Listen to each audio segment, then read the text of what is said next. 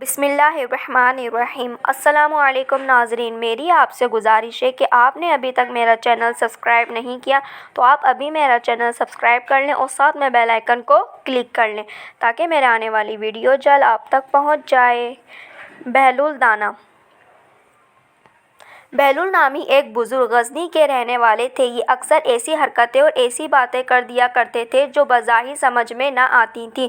بھوک لگتی تو بڑی مجلس میں کچھ لے کر کھانا شروع کر دیتے، نیند آتی تو چاہے کوئی امیر یا غریب پاس بیٹھا ہو یہ پاؤں پھیلا کر لیٹ جاتے۔ ان باتوں سے بعض لوگ انہیں بہلول دیوانہ کہتے تھے اور بعض بہلول دانا۔ ایک دفعہ کسی نے ہنسی سے کہا، بہلول آپ کو بادشاہ نے گدھوں کا حاکم مقرر کر دیا ہے۔ فرمایا، پھر یہیں بندھے رہو، یعنی تم بھی گدھے ہو۔ ایک مرتبہ کسی نے کہا، بہلول بادشاہ نے تمہیں پاگلوں کی مردم شماری کا حکم دیا ہے۔ فرمایا، اس کے لیے تو ایک دفتر درکار ہوگا۔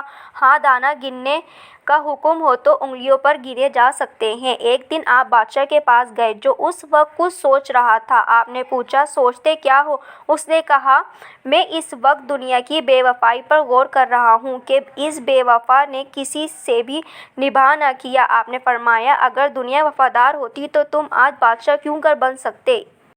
بس اس قصے کو جانے دو اور کچھ اور سوچو۔ ایک دفعہ بارش کی کثرت سے اکثر قبروں میں ایسے شگاف پڑ گئے کہ مردوں کی ہڈیاں اور کھوپڑیاں نظر آنے لگیں۔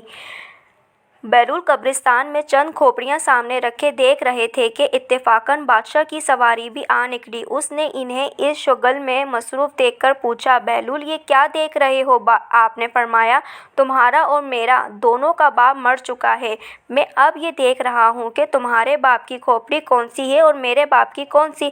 بادشاہ نے کہا، کیا مردہ امیر و غریب اور شاہ و گدھا کی ہڈیوں میں بھی کچھ فرق ہوا کرتا ہے کہ پہچان لو گے؟ بہلول نے کہا، پھر 4 دن کی جھوٹی نمود پر بڑے لوگ مغرور ہو کر غریبوں کو حقیر کیوں سمجھتے ہیں؟ بادشاہ قائل ہو گیا اور اس دن سے اور بھی حلمی اختیار کر لی۔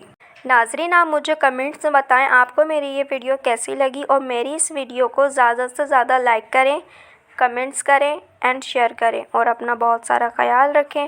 اللہ حافظ۔